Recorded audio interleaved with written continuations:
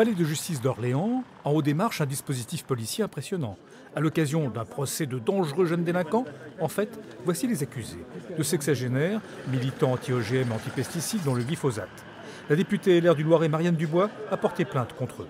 Nous avons collé des affiches sur la permanence d'une des députées du Loiret, comme d'autres amis l'ont fait sur d'autres députés du Loiret. Il y en a une qui a porté plainte contre nous pour dégradation de ses volets. Nous avons interrogé cette députée, comme les autres amis sur le Loiret, sur son absence lors du vote sur l'interdiction du glyphosate. À sa place, j'aurais pas réagi comme ça.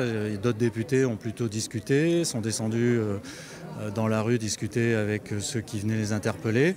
Parce qu'effectivement, il y a un problème avec le glyphosate, qu'il y a un certain nombre d'élus de la nation qui continuent à le défendre envers et contre tout. Marianne Dubois réclame près de 4 000 € en prétendant que ces volets sont à remplacer à la suite de ce collage d'affiches sur sa permanence.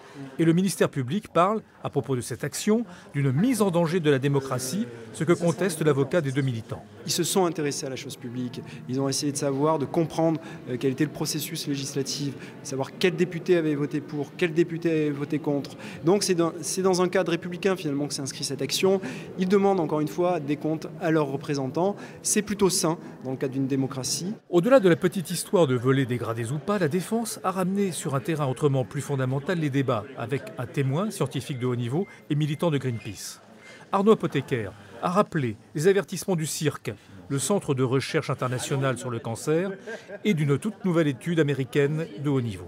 Le glyphosate conduit à une augmentation du risque de contacter un lymphome non-hodgkinien, c'est-à-dire un cancer du sang, de 41%.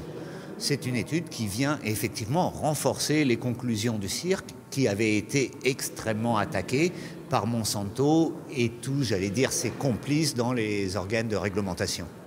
En l'absence de Marianne Dubois, son avocate n'a pas accordé d'interview. Le ministère public a requis 500 € d'amende pour chacun des prévenus. Le tribunal rendra son jugement le 21 mars.